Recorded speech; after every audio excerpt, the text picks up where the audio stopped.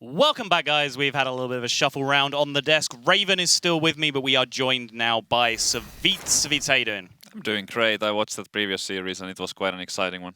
Certainly. Wow, you really sold that with the excitement there. I was feeling it. But yeah, our next game up is going to be Duane versus Rosty. Again, as is the theme with our upper bracket matchups, two players. I don't want to continue to call people unknown. That's kind of a little bit demeaning, a little bit, selling them short. But two lesser known players at least. But do you guys know anything about either of these two that we can elaborate for the viewers at home?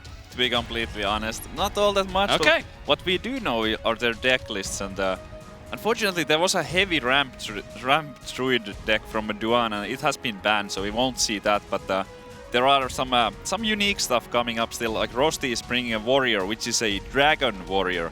We have not seen that in the tournament so far. Yeah, the Dragon Warrior is definitely a deck I like. I've seen it very recently on the ladder and definitely looking forward to play that deck. But also there's a N'Zoth Paladin, which we've not seen too much this weekend overall. And it maybe didn't perform as well as everyone expected it to perform in the EU preliminary. But again, just not seeing too much this time. And I'm looking forward to actually see if it can take some wins, because I think everyone's been a bit disappointed. Yeah, I believe, and I put my neck on the line. It's always bad throwing out sort of unconfirmed stats, but I think this is the only N'Zoth Paladin in top 8 upper bracket side. It's the only one in all of the lineups, which, again, we would be a little bit surprised by, because it does seem like one of the power decks in the format, but we've seen other decks like the mid-range Hunters just being incredibly successful, a bunch of other decks coming through. But from Rosty's perspective, I know he has been on a little bit of a tear through the bracket. He's left a trail of bodies behind him, locked out a number of strong players, or at least knocked them down into lower brackets. So you don't pick up that level of wins consistently against people who are established at being strong Hearthstone players without being pretty good at the game yourself. Yeah, oh yeah, absolutely. And always with these players that we are not as familiar with, it's even like extra exciting for me to see how they play, because they have beaten so many great names to get here. So they are doing something right,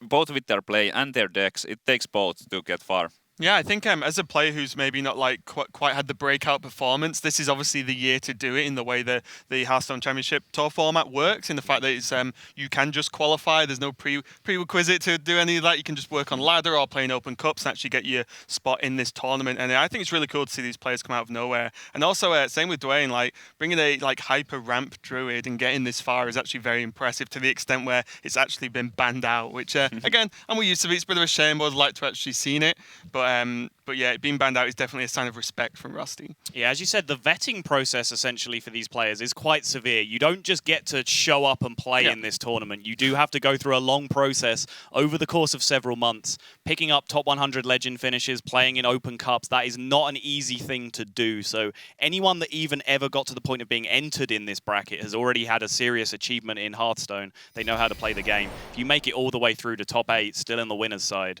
then you've been doing something definitely right.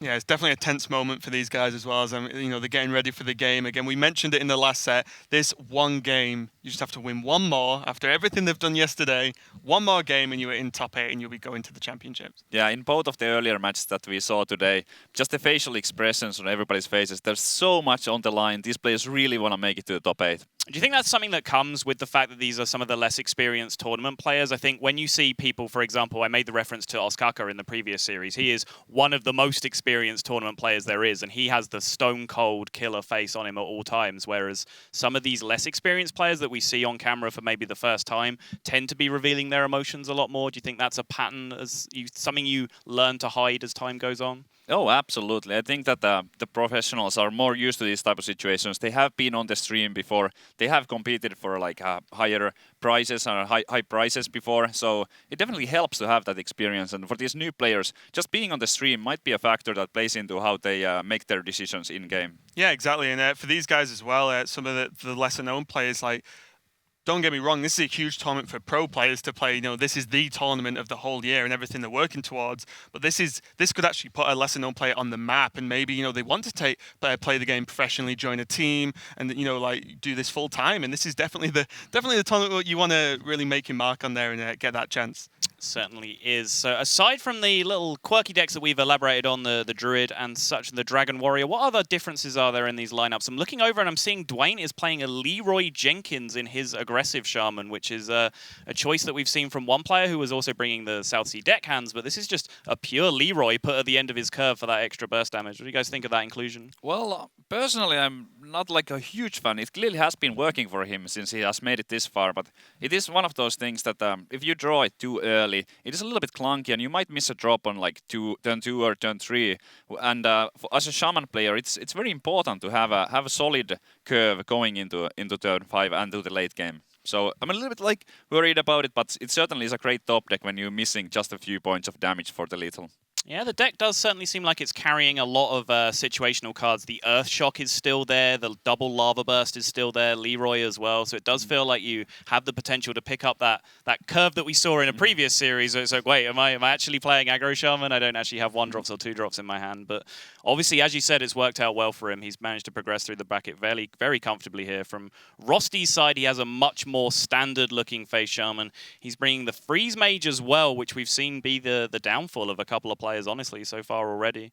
Yeah, I think Freeze Mage is definitely an interesting deck just because it has very polarizing matchups, right? And if you run into a lineup where you either don't really have many of those matchups and you can miss it very easily by just not queuing against the right thing, because the queues are obviously hidden from each player until you've already committed to your deck, it can be very rough. And also, on top of that, I feel like you can actually just whiff your draw sometimes and the game's over, as we saw where in some previous games where like a draw of a Frostbolt wins the game. Yeah. But if you miss it, game's over. And that's how like intricate that deck is and how much you need to get exact combos to win games. Yeah, Freeze Mage is definitely a deck that sometimes defeats itself. Kind of like Miracle Rogue. If you don't find your Gadget and Auctioneer or some of the other key cards, as a mage player, maybe you don't find your Alexstrasza. It is so important for the late game.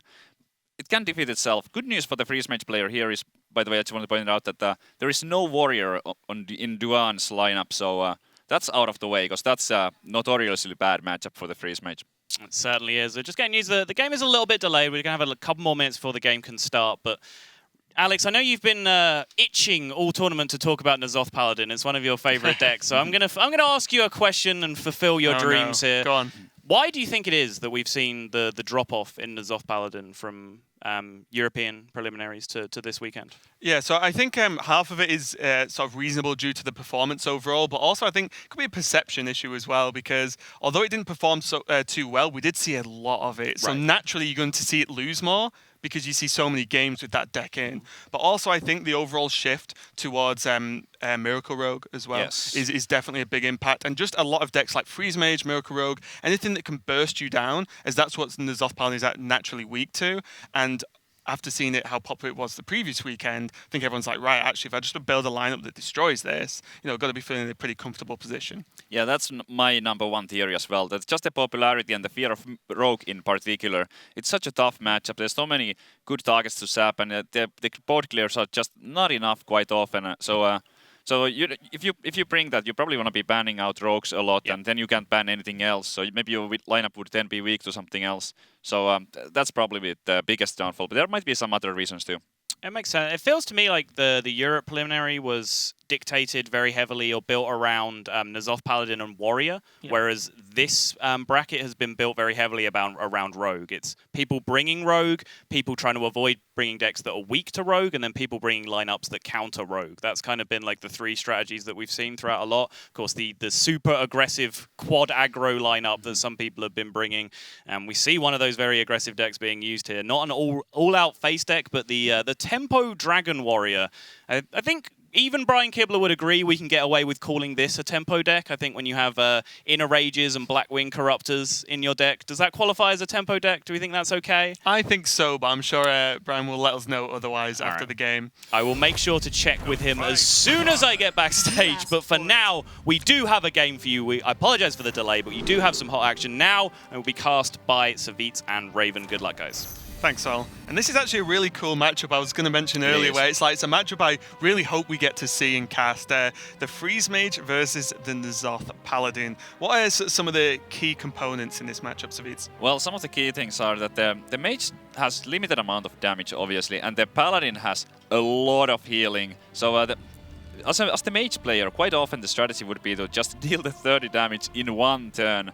And it might not be easy to accomplish, but Paladin is a slow deck, so if something like Ragnaros, the Fire Lord, not the Light Lord, if the Fire Lord doesn't hit the board early on, maybe you'll have enough time to assemble that 30 points of damage. Yeah, I think it's really cool as the Fire Lord is actually probably the key card in this matchup for the Paladin, to the extent that I actually believe you keep it if it's in your opening hand. I would keep it. It has such an impact versus Freeze Mage, just extremely difficult to remove and just piling on the pressure in terms of damage. But I really like this matchup because the timing of when the Paladin should heal and by how much is very important, because there are times when you're actually at, say, like 23, 24, and if you've seen Emperor come out from the Mage, you may actually just need to heal up to 30 or you can die. Absolutely. As powerful as Forbidden Healing can be, yeah, it has the potential to heal for 20. Quite often you don't get to do that heal, you just have to be start worrying about your life total at 20 or so, like you mentioned, especially after the Emperor has hit the board. There's so much potential, so you might have to make like sub-optimal Forbidden Healings.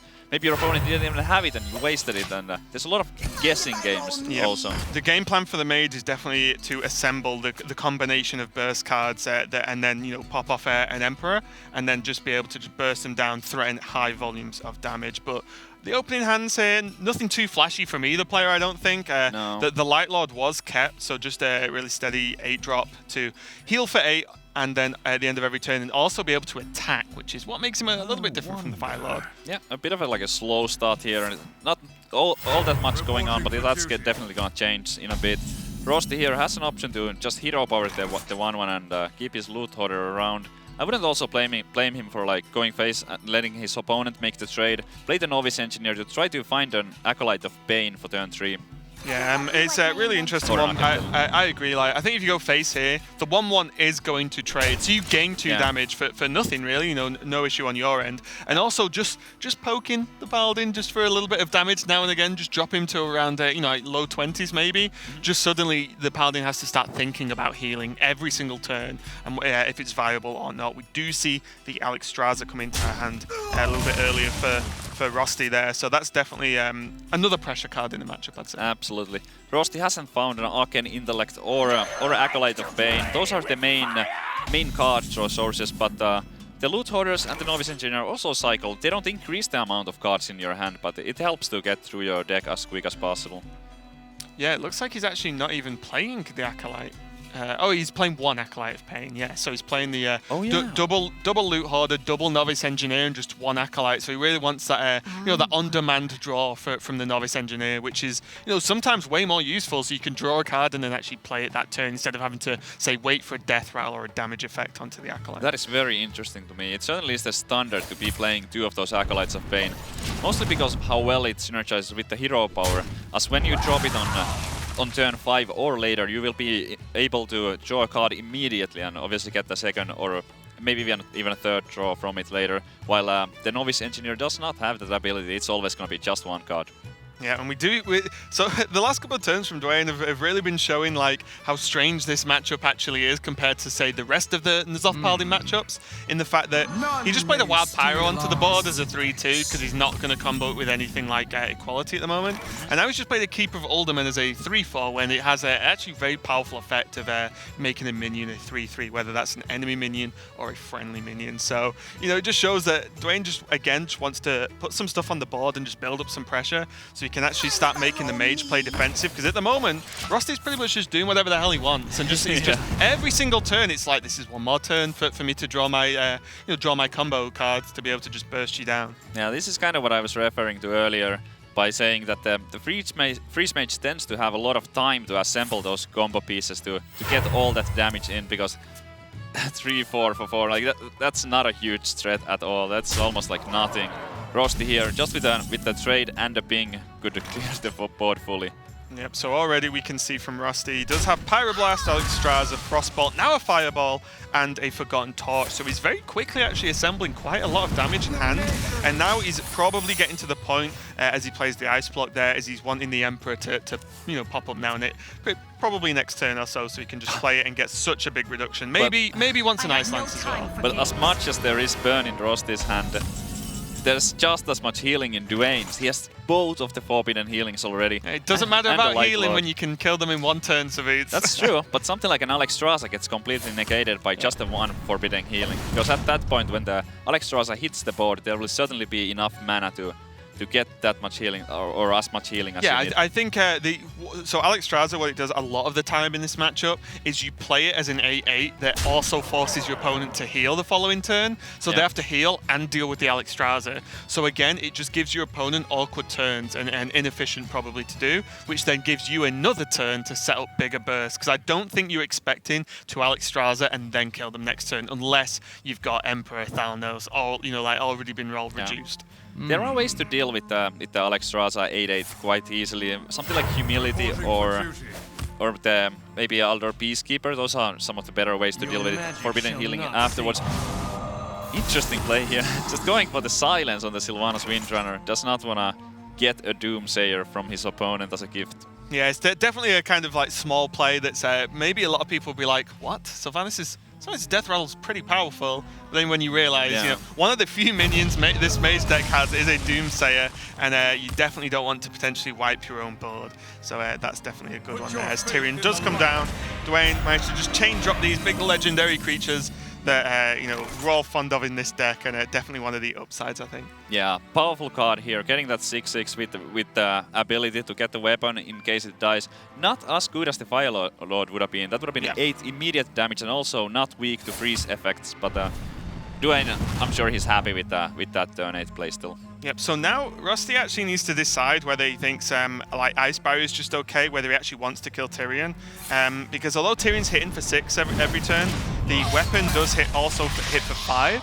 And he knows it's in the N'Zoth deck as well, so this card could just come right back. I was this kind is of punished. I was kind of surprised he didn't actually just play Ice Barrier and maybe even Frost Nova and just stall the game out longer, because if you look at his hand with that Fireball as well, that's a lot of damage. Rosty doesn't have the luxury of knowing Duane's hand like we do, but as it turns out, the Tyrion on the board would have been just 6 damage a turn, while the weapon is dealing 5, and the weapon is harder to freeze. Like, you can't use Frost Novas to get rid of the weapon, and that Tyrion Forging, it 1 turn later, it's just gonna come back to the board. So that Fireball on Duane's Tyrion, not gonna work out so well. Yeah, and this is actually really awkward now as Ragnaros the Light Lord is on the board, and he only heals for 2, so it doesn't like too much, but also he will hit for 8 next turn, and because of the lack of Ice Barrier beforehand, now the Mage's on 17 with only an Ice Block up. Yeah, this is a really nice play there. Now, if there was or like we know there is an Alexstrasza in Rosty's hand, if he was to play it, the Light Lord would just heal Duane back to 23 kind of for free, I would say. Yeah, one of the tactics you can use against this Ragnaros is that you can say just chip damage, just like hit it for 1 or 2, as a mage you can just ping it, and it means that it has a chance to heal itself, because it does target something that is damaged on the friendly side of the board. So you can try and do that, but obviously Rosty doesn't really have the means to do that, as he only has the Torch and Frost Bolts at the moment. He could ping it, but he could not follow up with the Alexstrasza to put the pressure on. Right. In many matchups, you kind of want to cycle the Blood Mage Thalnos in these type of situations where clearly the cards that you have in your hand are not enough to win the game. But against the Paladin, Blood Mage Thalnos is actually one of the more important cards to have that 1-turn kill type of strategy that we were talking about earlier. Yeah, the spell damage really starts to add up when you can play about 5-6 burst spells in 1 turn. It's an extra 6 damage if it's 6 spells, of course. Yeah. So he is going to hold on to it, and Rosty's probably just really wishing he can draw into Emperor soon, as that's pretty much the card that's holding him back. Although he does still need maybe another Fireball and an Ice Lance. I think there's only one play here. You put some more faith in the light and get that Tyrion back on the board. Oh, what? Wait a minute. Is he waiting for Ken, do you think? But don't you kind of like want to have that for a Doomsayer? I'm confused if he's going to go with that plan. Yeah. I would certainly just play the N'Zoth here. Like, or maybe he's thinking about the Sylvanas, like, because the Sylvanas also died. Maybe it would make him weak to the Doomsayer. Yeah, because like something like a Doomsayer Fireball would actually backfire. Yeah, hugely, because one of the issues as well is if N'Zoth comes down, Rosty clears that board and then stabilizes. Like, Paladin doesn't normally run too much more damage than that, so actually being able to pressure hard enough before the mage acquires all the all the cards he needs to actually just finish off the Paladin is actually a big problem. So we do see that Duane is just going to play his Acolyte and his Stampede Encoder with no target, but again, it's just piling on the pressure. I think that's Sylvanas has to be the reason why he chose this line instead of then Zot, because it would have been so much more power, and he would have been able to also keep that Kodo. He does have the double equalities in his hand, so those are going to help going forward. If there was a Doomsayer to appear on the board, so he could do that. Going for the Pyro on the Light Lord. I like it. Yeah, I mean, if you don't remove it, you're almost never going to be able to acquire like 30 damage plus. Yeah. You know, I think it is doable in some odd scenarios, but it's very, very specific set of cards. So I do like just getting rid of it, and also you probably want to do one burst, which means Pyroblast will not be part of that. Exactly, that's where I was going at too. Pyroblast is not your win condition in this particular matchup. Pyroblast is not an important card, and I think that's pretty much the best use you can get out of it, dealing with that annoying Light Lord. Yeah, definitely. If you can hit Light Lord or the Fire Lord actually with the Pyroblast, then that's pretty useful. As you know, luckily for I think everyone, the two Ragnaros cards are not Death Rattles, so N'Zoth is not bringing them back, because that would be pretty horrendous. All right, I don't think Duane is happy about this play exactly, but he also kind of didn't have any other option, because if you look at the rest of his cards, none of those were playable in this situation at all. Oh, but there it is. There's the Doomsayer. So there are some opportunities to give it away. Do you just do it? But it's a little bit clunky. Maybe he can just. It costs. I'm trying to think. The thing is, he would use the Torch and the Frost Nova, and the Torch will cycle into a Roaring Torch, right? So you're only really losing the Frost Nova. So you think the Frost Bolt, sorry. Yeah, I was thinking if you could maybe Torch and ping it and wait for next turn, like a Nova Torch ping, wait for next turn, then give away the Doomsayer. Yeah, I just think you're bound to get your Ice Block proc, that's all. So then you start to slow down because there's a lot of damage represented on the board. So I like this. You know, if you don't want to do the Doomsayer play, he can do Doomsayer and Torch next turn now. We're after that Blizzard, so this is completely fine, and it does stall him a turn. Yeah, like stalling is also good for the reason that now there's no Tyrion weapon just yet. There will be he gets one more turn, not taking 5 damage from that Ashbringer. But here, I think that the Doomsayer and Torch on the Sylvanas into maybe Ice Barrier and being seems really, really good. Yeah, this is really nice play. Just force the Sylvanas to steal the Doomsayer, and then, you know, as a side effect, play the board for Duane on his turn. And this, even just whipping in the Ice Barrier is really nice here. Just using up your mana, and again, just holding off. The Torch does cycle into the deck, into a Roaring Torch, which is obviously effectively a 3-mana fireball. So, you know, he still does have the damage available, but we can see that Duane does have 2 Forbidden Healing still in hand. But you're on a turn where you're supposed to be doing proactive plays. This is just a whole lot of nothing in Duane's hand right now. He's likely to be forced to playing the Aldor Peacekeeper just to get the 3-3 on the board. Acolyte of Pain, sure.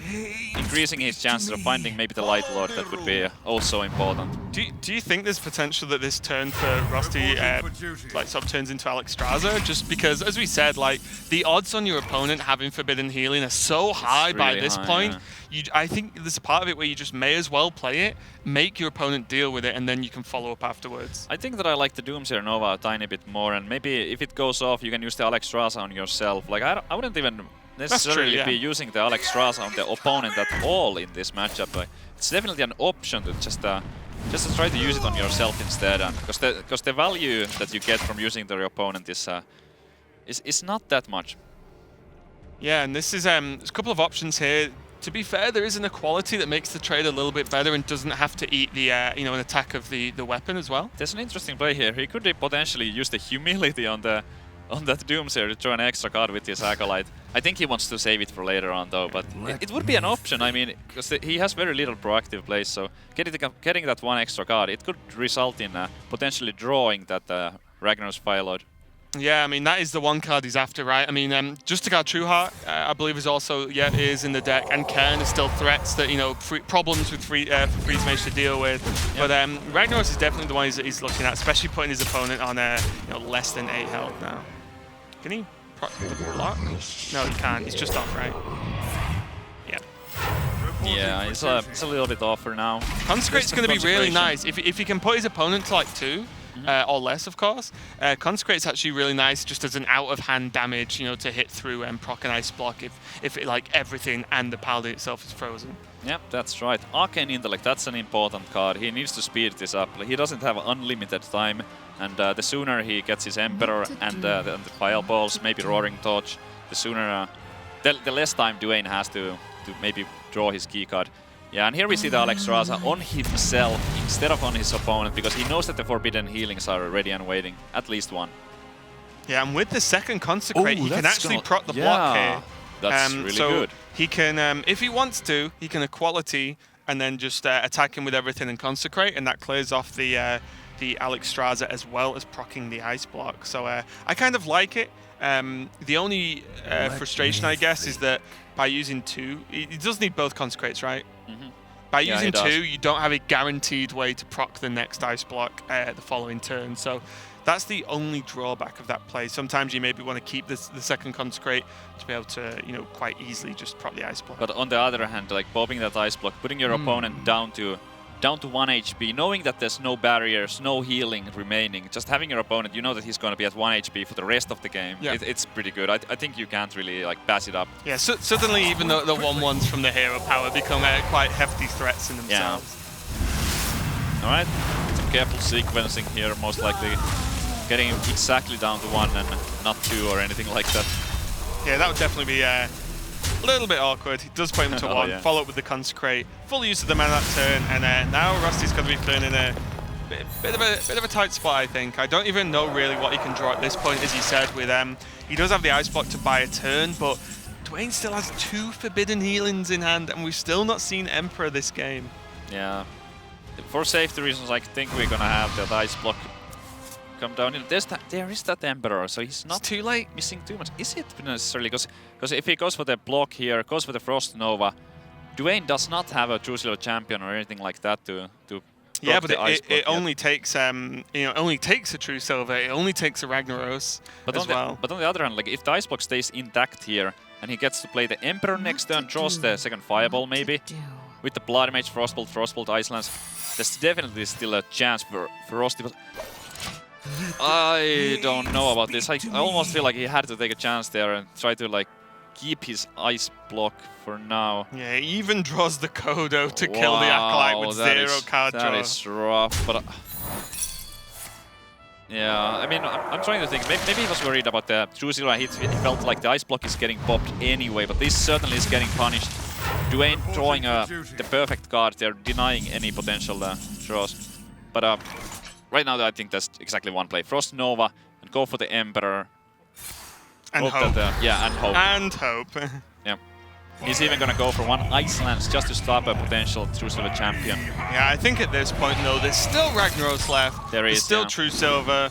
There's 2 Forbidden Healings that there's, Duane's been under 0 pressure. He's had some awkward turns being dealt with, but he's been under 0 pressure, which means all of that healing's still available, and an Emperor this late with only that, only 5 cards in hand, definitely not going to be enough to burst him down. Here the Ragnaros Fireload, if it goes to face, he wins this turn. If it kills the Emperor, he wins next turn. I don't really... It's like a win-win situation, right? There's no real bad outcome for Rag. He does aim quite well, though, and hit him straight in the face, so Duane is going to take that game. The first game there, 1-0 up with the N'Zoth Paladin. So really cool game. I think it was a little bit unfortunate for Rosty that he just couldn't piece together everything he needed to actually push out for the win there. Yeah, a little bit slow there. Maybe he needed to draw a bit faster. Maybe there was something like the Alexstrasza might have been a little bit mistimed. I was thinking if you could have used it after the weapon is already gone, when the Ashbringer has been used. Try to maybe use the Alexstrasza after the first ice block has been popped. There might have been some small decisions that he could have done different, but as it is, it didn't work out for him this time. Yeah, I just think the Mage has never been able to even threaten potential lethal. There's not like... No. If you play Emperor and you have 6 cards in hand, they could be 0 burn spells, but your opponent doesn't know that, right? So then they have to start thinking about that and just, maybe playing a bit suboptimally. But, really good win there for Duane with his Paladin. I'm kind of glad to see that deck win. And he does have his Shaman and his Warlock left. So it's going to be an aggressive Shaman with that Leroy and the Reno lock versus Rosty's Freeze Mage, of course, and his own Shaman and Warrior. So what do you think? What do you think Duane's odds are with these decks? What are you liking for the next game? Well, that arena lock is something that I'm really wanting to see maybe next, because when we look at the deck list more carefully, there's actually double Mountain Giants and double Twilight Drakes in it. He wanted to add some extra threats, so it's not a typical arena lock at all. That's something that we haven't seen before. When it comes to arena lock deck building, I think that there's as many versions of it as there are players. Everybody seems to have a little bit of their own style and own preferences when it comes to the exact cards that they choose to play. Yes, double Mountain Giant, double Twilight Drake, that's going to be extremely good if you need to pressure your opponent early on, but it can also be a weakness if you happen to not, let's say if both of your Mountain Giants are at the bottom of your deck, then your arena won't work, and against an aggressive Shaman, that can certainly cost you the game. Yeah, I think if it's me personally, I don't run 2 ofs purely because I just don't feel I'm... they're always in the bottom of the deck. They hide from me in that aspect. But it's something to bear in mind that the Mountain Giants and the Twilight Drakes are cards you would keep in your mulligan. Oh, yeah, absolutely. Well, especially with this deck, but in general, in almost every matchup, you keep it in your mulligan, so the odds on you drawing one out of your deck are higher overall. But it is going to be Game 2, Duane with his Shaman versus Rosty and his Dragon Warrior. Yeah, no Arena Warlock just yet, but we are going to see that Dragon Warrior deck in action right now. Alex Strauss's champion, one of the better cards and one of the strongest cards in that deck, in my opinion. 2 mana 3/3 charge. If you have a dragon in your hand, that's very powerful for the early game. Yeah, and also against Shaman, you always want the Fiery War Axe. I think you pretty much want the Fiery War Axe in 95% of Warrior matchups anyway. Really good to just have in hand, not having to mulligan for it. But this Dragon Warrior deck's really cool. It runs Fairy Dragons, not a card we've seen really run No. for quite a while. Still runs the usuals like Frothing Berserker and such, but then you go into Twilight Guardians, Azure Drakes, Blackwing Corruptors, and even Draconic Crusher, which is a pretty crazy card if you can put your opponent fairly low, and this deck is fairly aggressive. Yeah, those fairy dragons that you mentioned. Personally, I think that the card is kind of bad, but it does have that all-important dragon text on it, which enables all the dragon synergy cards, such as the Blackwing Corruptor, Twilight Guardian, and the Alex Strauss champion that he has in his hand right now. Yeah, Rosty has a really strong opening hand here. He has a choice. I imagine the Dragon's going to be the last one played, obviously, because it will buff the Alex Strauss champion and give it charge and +1 attack. But even just having the Fire War Axe available. I believe he would play the Fairy Dragon here just to have that Alex Strauss champion for maybe surprising his opponent a tiny bit and getting more value out of it, killing a 2/3 first. But since he does not have another dragon, he cannot play the Fairy Dragon first. And already the aggressive Shaman list from Duane, having to Lightning Bolt a minion, turn 2, follow up with the Squire. So, already you're getting some pretty good value. And Blood to Ichor on an Argent Squire always feels good. Remove that Divine Shield.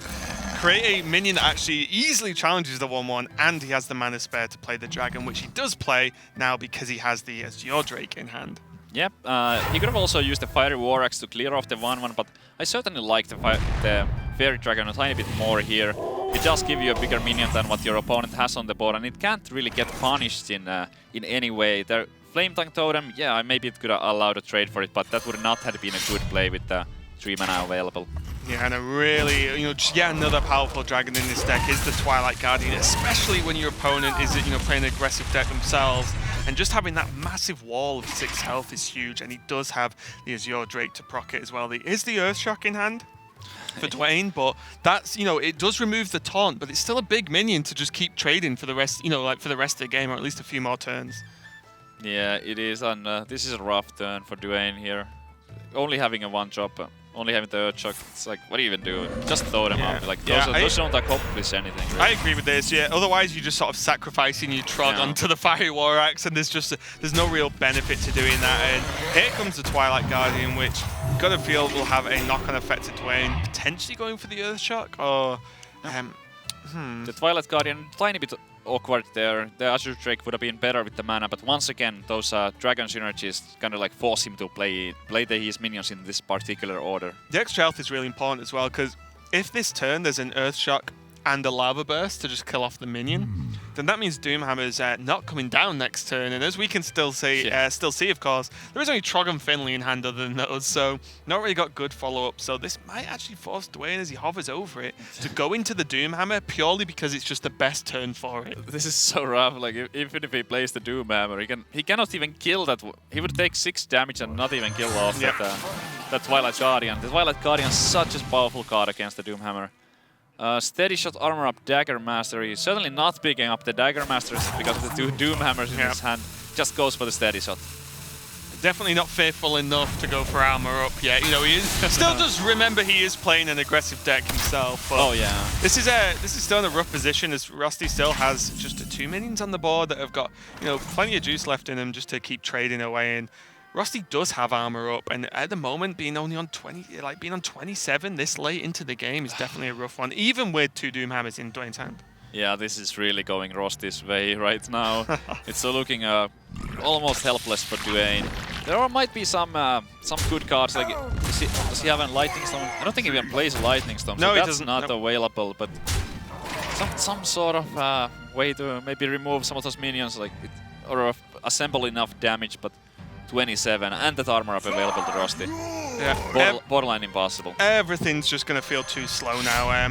Again, we can see Doomhammer's great. You know, he clears off 2 of the minions, gets the Tunnel Trog down as a 3/3, which does challenge the Corcoran, but the Fireworks is still there. You can just kill it and just forget about it. Oh, now he can play the 9/9. Yes, he can. And I wouldn't be too surprised if he even used his Corcoran to clear off the Tunnel Trog, because from Rosty's point of view, the only way to lose this game from here on out is really... I personally just want to see all face of these. I want to see the weapon go face, the 2 minions go face, and play the Crusher. Just present so much damage. But there could be like some feral spirits or something like that coming in, so that's probably a consideration. Can you stop ruining my dreams with logic, Savitz? I don't like this. I just want to see everything fly at the Shaman's face. It makes a nice change. Leroy Jenkins, well, doesn't really help, and I believe this game is over. There might be... Is there even a chance for him to survive? I don't think there is. Because there's Grom in hand as well, I don't really think there's anything he can do, as there's no good way to deal with this Crusher without tanking a hell of a lot of damage. Yeah. And there is the concede as Duane does take the loss, and Rosty is going to actually even it up 1-1 with that Dragon Warrior deck. And again, not a deck I've played too much myself, a deck I've seen a lot on ladder, but definitely a powerful one, something I think a lot of people weren't preparing for. Yeah, that was a convincing win from the Dragon Warrior, but we gotta also like mention that the Shaman did have a little bit of like a clunky draw, and the early game was not going his way at all.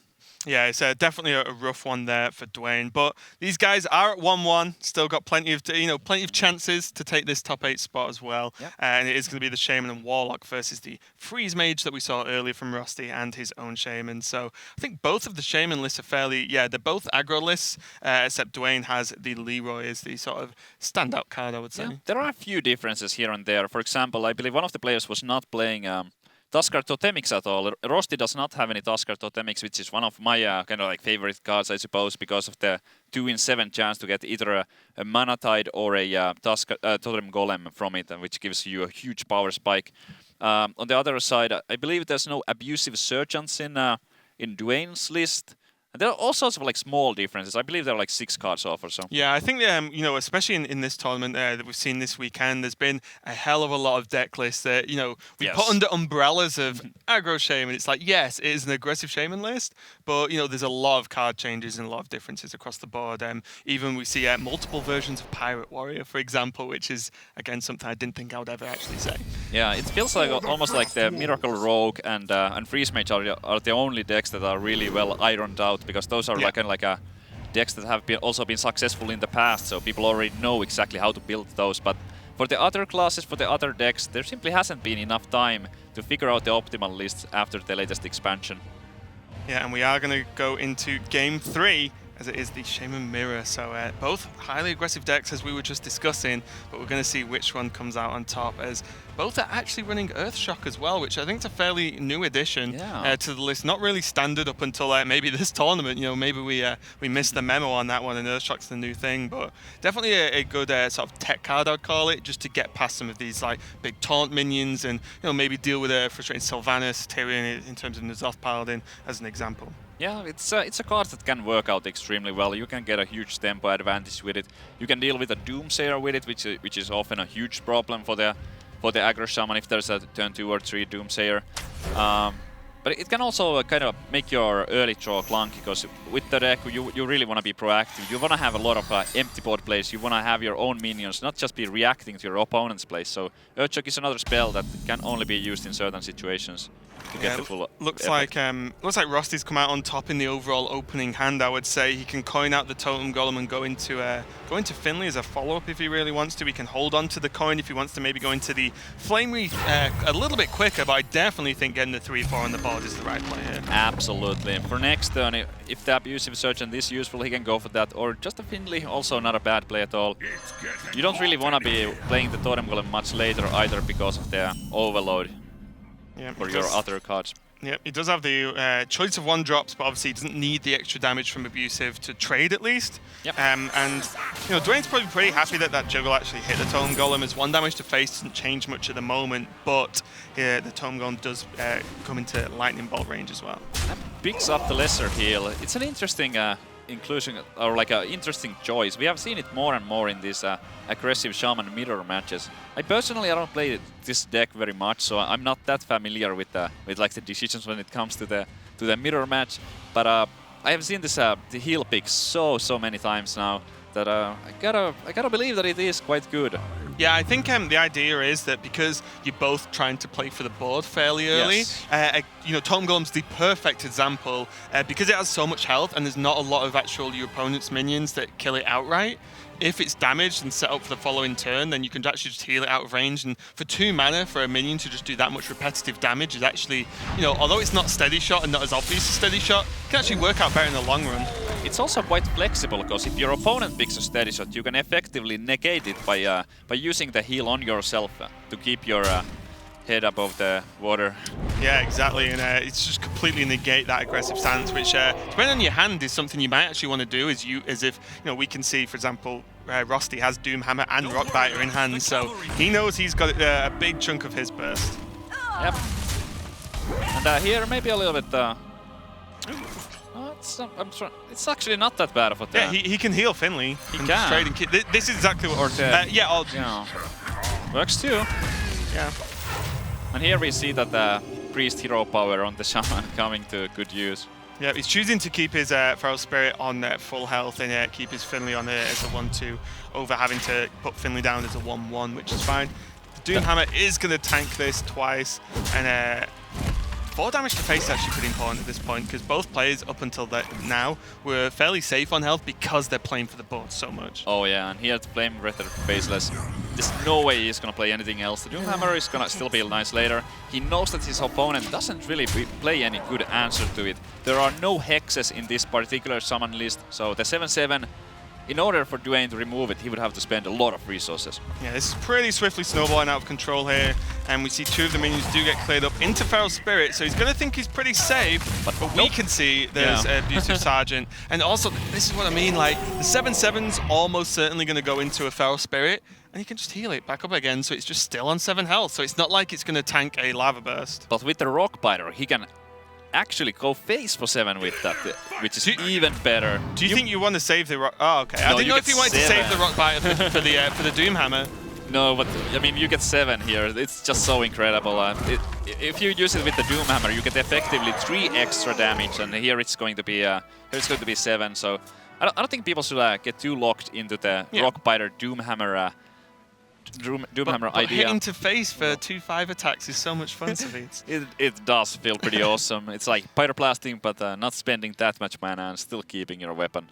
Yep, and with Rosty still on 28 health and the option to heal if he really wants, this is looking pretty grim for Duane. There's pretty much not really anything he could even draw into that keeps him alive. Feral Spirit might be his best chance, but we can obviously see the Doomhammer in hand is going to help out. Yeah, I believe that is going to be it. No matter how he spreads this out, because of the Doomhammer in Rosty's hand. Oh no, it is lethal kills, because the Doomhammer is going to buff the Drog, so the Drog is going to be able to take out one of the Ferals. Doomhammer hitting the second one twice is going to allow the Flame Breather Faceless to end this game 3. Yep, so a really fairly quick, decisive game, but not too unexpected in this matchup, as Rosty does bring this 2-1. A pretty quick game, but I think his opening was very, very powerful, whereas again, I think Duane just struggled a little bit to really claw the game back after being able to go Totem Golem and then into the Flame Wreath when he did, and even the unlocked mana of the 3-2 was really powerful, I think, in that game. Yeah, but I mean, even though in this particular instance, one of the players had clearly the better starting hand, it's not just because he got luckier getting the better draw. But I actually believe that Rosty's deck is also way more consistent on the early draws because he doesn't have cards like Leroy. He cannot draw that, so instead he's going to have those Arch and Squires that he put in the deck. Those certainly help you with curving out well. Yeah, especially with Overload. I mean, you can always find just one mana gaps to just squeeze one in there. And the Divine Shield actually been really helpful as well with cards like Rockbiter as well. So you can trade into, say, your opponent's turn. One of the most frustrating things is your opponent plays an Argent Squire, you go Totem Golem, then they just Rockbiter and trade, and they still have their 1/1 available. So that's definitely a good game there, as Rosty now just has his Freeze Mage to play, which he has had a loss with, his only loss with this set, and falling back on it as his last deck. He has 2 chances versus this Aggro Shaman and the Reno Lock. So 2 pretty interesting matchups for Freeze Mage. I think that both of the matchups are quite doable, but because of the aggressive nature of the Shaman that Duane is bringing, I believe in that particular matchup he's going to be a slight favorite.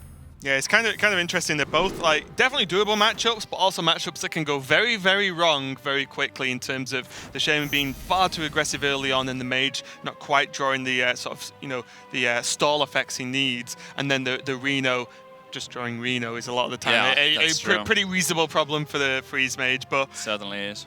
But Duane is gonna go for his Shaman first, and pretty good opening hand, I think. Yeah. So.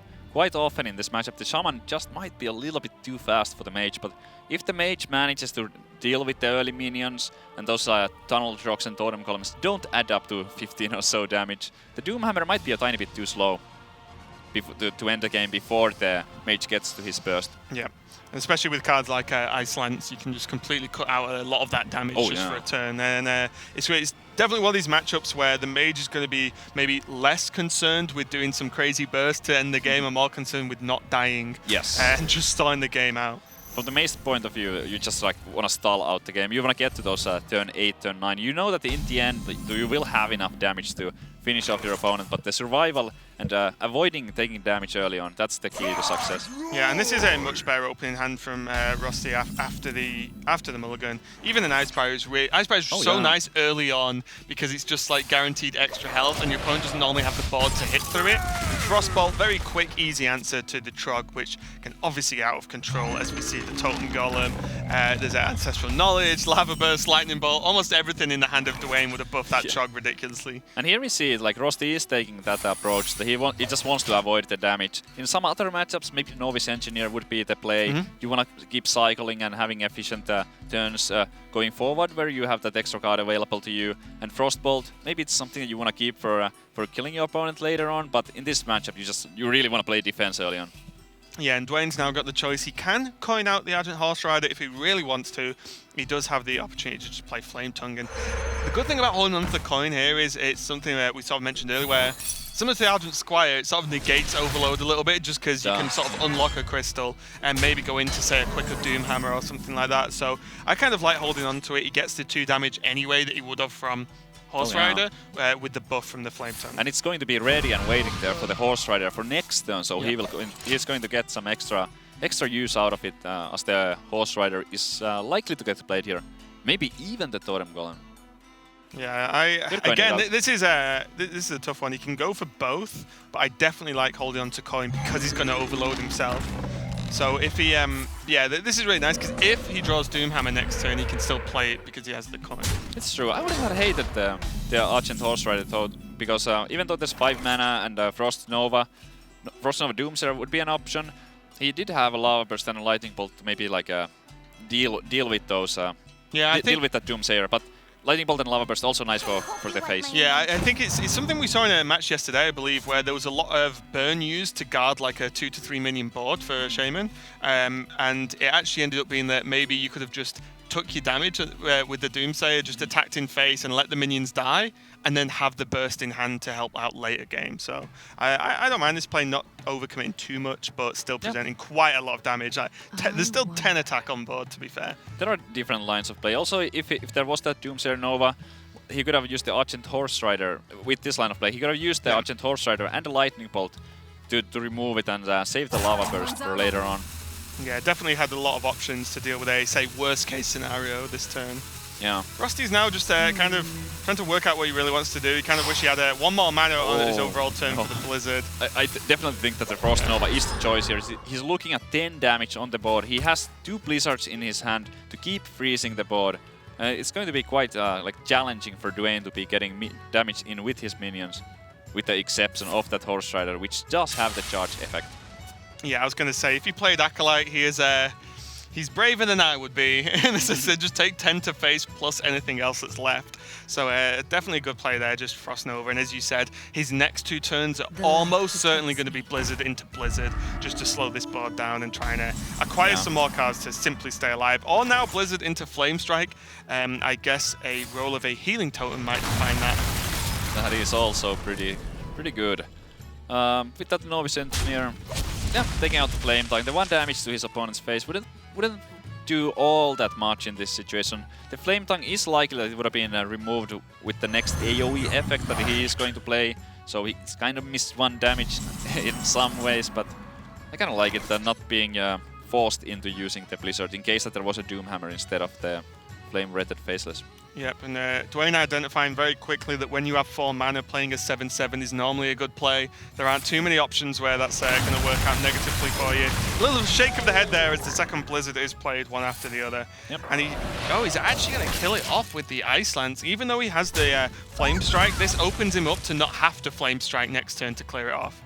Yeah, the lack of Doomhammer is really hurting Duane right now. All those AoE clears, Frost Nova, 2 Blizzards. The minions are simply not getting the damage in, and Doomhammer, that's the card he needs to get the damage to be able to end the game with the Lava Bursts and the Lightning Bolt.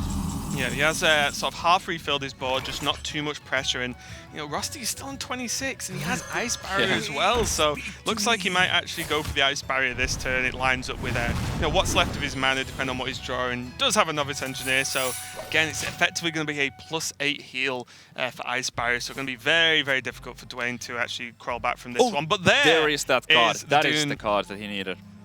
He must have heard you. He must have. have. I'm really disappointed with this lack of Doomhammer. Can you please sort this out? And he's like, yeah, okay, I'll draw it. So suddenly, Doomhammer, double Lava Burst, Lightning Bolt. That is actually a hell of a lot of damage. Yeah, that is light at the end of the tunnel. Things were looking really grim for him. But with that Doomhammer, there is certainly a chance now. There is a board clear waiting. With that being... With the Hero Power and the Flame Strike, Rosty could get a full clear. He could also choose to drop the Emperor with a Frost Nova first, kind of be getting those discount effects and save the Flame Strike for a tiny bit later on, but I do believe that we're going to see that Nova if he chooses to go with the Emperor path. It's a real tough one as well, because although Rosty's surviving very well and delayed the game very well, with the addition of Doomhammer, Rosty doesn't actually have anything to finish the game. At the moment, so he's still got to draw into some damage to actually kill his opponent. As Duane's still quite a while away from fatiguing in this matchup anyway. So Lava Burst does go onto the Emperor. Imagine we're going to see the 4 to face from the Doomhammer. And now he's working on what he wants to follow up with, either a Totem, I imagine, or a Tuskar Totemic, which is normally feels pretty good, but if it's like a Flame Tongue, he doesn't get the instant value out of it. I mean, we can see the cards, but I definitely do think that this is still the correct play, because there is only 1 Flame Strike, and both Blizzards have been used, so it's kind of like a risky play in case that there is the Flame Strike, but also the Flame Strike was unlikely. It just happens that Rosty does have it, and it's almost certainly going to happen here after being on that Argent Horse Rider to get the full clear. Even has 2 mana remaining afterwards because of the Emperor discount, so he will be able to cycle through his Loot Hoarder and the Novice Engineer. Yeah, really interesting to see like the double Novice, double Loot Hoarder and an Acolyte. It's a hell of a lot of cycle, and maybe just a bit unfortunate for Rosty that he didn't cycle first and then be able to play Emperor, but he's definitely in a okay position, but Rockbiter could really change this game. Yeah, it will still be a tiny bit off, but it would be working towards the goal at the end. Yeah, I mean, to be fair, Duane's on 29 health. He's not exactly close to death himself, so he definitely... something that he does have for now is time. And the Doomhammer. Yep, the Doomhammer is running out of charges, only 2 remaining, but he got his opponent below 10 HP, so Rockbiter is threatening lethal. Some instant cycle is very much needed now, and into an Ice Block will guarantee that Rosty will not die next turn, but is that the play he's actually going to go for? Because he does have an Ice Lance to face as well, so he could choose to just delay. He can actually... Can he clear off the... Oh, he could just Ice Lance and play the Torch. So he can clear the board and presume his opponent will not draw into 9 damage from hand, which is, I think, a fairly safe presumption a lot of the time. I like dodging the Tunnel Truck a lot here. Otherwise, you leave it up. No, that's not really an option. I think you gotta do it.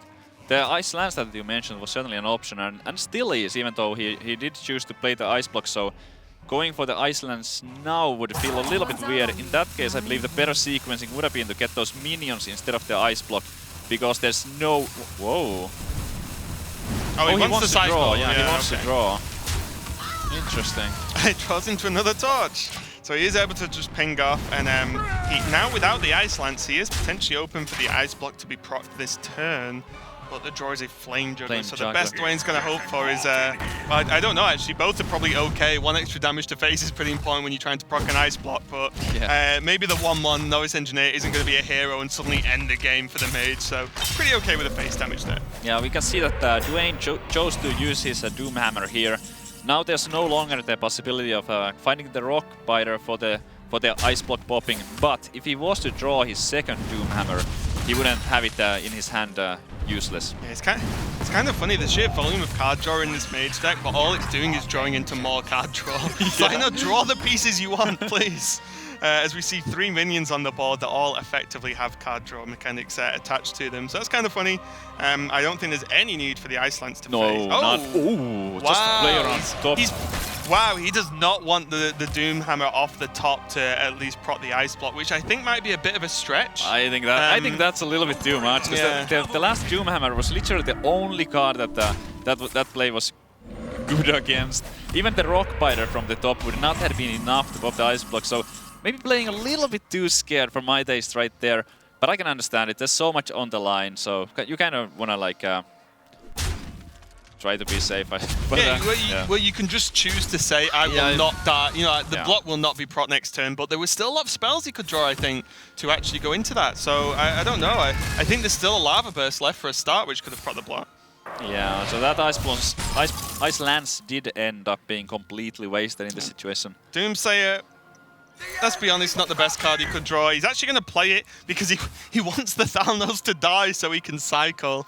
I'm not sure about that one myself, but I guess if you just want that cycle, why not? I think an Alexstrasza would be actually huge now, so maybe... Oh my god, there we go! There it is! He can use it on himself, and now I believe the game is all but over. The Doomsayer just messing with us there, like, oh hey, you know, second one, and now Alexstrasza out of nowhere, especially after a Leroy draw. But there is still, the thing now is though, there's Alexstrasza on the board, there's a Pyroblast, a second Ice Block, and the first one hasn't even been procced yet. This is looking extremely grim for Duane. It is. He can't really stop the... I mean, he could Leroy and Flame Tongue to get a trade, but... He could, Savitz, yeah. It doesn't seem like a winning play, but... Is there a winning play? Yeah, is leaving the Alexstrasza on the board, is that a winning play? No, I don't think it is. Roaring Torch. Why not at this point? Just throw it all in there. To be fair, Rosty has drawn almost every single card that isn't burned in his deck so far, so that was definitely going to end up coming off the top pretty quick. Yeah, and there is no way out of this for Duane. That Roaring Torch is going to end the game, even if the Alexstrasza gets dealt with. And Rosty is going to be our third finalist.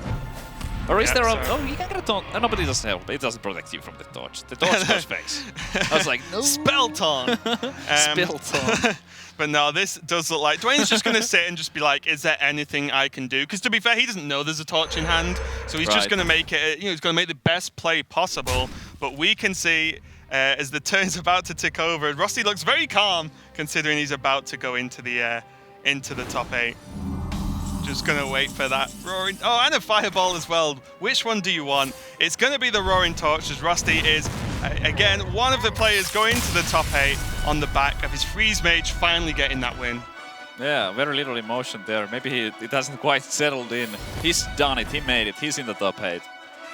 Yeah, Welcome back, Sol. Rosty just ended up being the absolute bracket buster in this tournament, honestly. The list of names that he's eliminated, at least from the upper bracket, is enormous. He's created his own personal graveyard of pro players, and he's managed to back that up by actually qualifying, which is a fantastic achievement for him, I'm sure. But I wanted to talk to you guys specifically about the Dragon Warrior that we saw in that series, and more widely than that, the range of warrior decks that we've seen, because we've seen Dragon Tempo Warrior being successful for some people. We've seen Pirate Aggro being unsuccessful for some, but also Nostum is still playing it to great success. Apparently, so far today, he hasn't lost a game with the Pirate Warrior.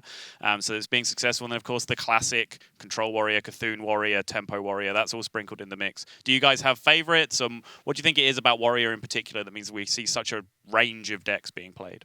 I think that a lot of different warrior decks, they tend to be quite good against Shaman, and Shaman is one of the top dogs that you really want to be beating. So I think that's a big reason for the success that warrior decks have been having. Yeah, I think the combination of whirlwind effects versus the highly aggressive decks, like Zoo, Shaman, as you said, and then still having cards like Execute as well, which are huge. And when the meta slows down, and you're playing against the more control-heavy lineups, having a 1-mana effectively removal is pretty huge. When everyone's playing cards like Double Ragnaros in the Zoth, for example, you can really just deal with a lot of different minion types, and it's just.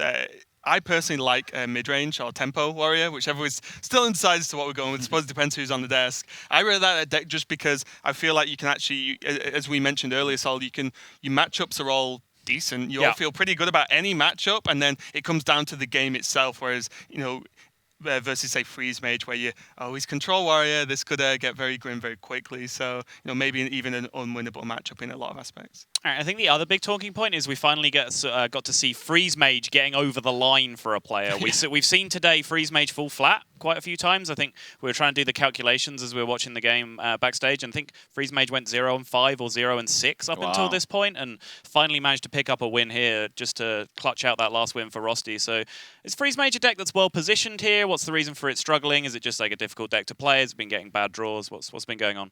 Well, I think that the draw was really good there, and the game still went like fairly close. If there was a second Doomhammer, if the first Doomhammer was drawn earlier, I think the result could have been different. So, Freeze Mage maybe not one of my top picks for this event, but it did work out for Rosty in this series and in this tournament. So, well done. Yeah, I think the thing with the Freeze Mage as well is we're maybe moving on to a style of play where playing decks that have very polarizing matchups aren't really that optimal. Instead of just saying I'm gonna line my deck up against one of his, get my one win in Conquest, that just might not happen because you cannot guarantee that you cannot really counter pick a lot of the time. So that's very difficult. So I think lean over to more decks like Midrange Warrior where it's just a good deck against most things. You feel pretty confident in any matchup, higher chance for win rate in like the Conquest format specifically. Yep. All right. Well, great stuff as always from Raven and Savitz, but we have Frodan standing by with, I'm sure, a very happy Rosty. Thank you very much, Sottle. That's right. I'm joined by Rosty for an interview just to talk to him about his journey throughout the preliminary as well as what it's like to go to the Spring Championship. So I'm joined right now just for a quick few words. So Rosty, tell me how you're feeling right now. What's it like qualifying for the Spring Championship? You may look pretty easy. Was it that easy for you? Thank you. And no, I mean, I tested a lot. So like, when it came down to playing, I kind of knew the plays and stuff. So, I tested a lot. I got the matchups that I wanted. And, in Conquest, it's all about like queuing correctly. And then I was pretty fortunate with my queues that last match. So, Oh, certainly. And I think one of the things that I wanted to reference specifically was your lineup and how you made the meta read, specifically about your Dragon Warrior. What inspired you to bring that, and what pushed it over the top compared to some other top contending decks? Well, actually, it's like a little remake of what Life Coach was just working with. He was like randomly streaming, and then I caught it, and like he had ranked up a lot. But basically, what I expected the meta to be there would be a lot of Zoo, there'd be a lot of Rogue, and then there would be a lot of Shaman. Or Shaman, rather. But it's Shaman, don't worry. Raven says it's not. Don't believe him. All right. Well, he's not coming back. So, basically, Dragon Warrior, it's like it's kind of an aggressive deck. I mean, if you draw really badly, you probably won't be able to play until turn 4, which isn't the worst thing, but it's not great against aggro decks. But the deck is pretty consistent. It definitely beats Shaman. It definitely beats Zoo, and then it usually beats Rogue. So I wanted, like, when I made my lineup, I really wanted to make sure that I targeted Zoo, Shaman, and Rogue.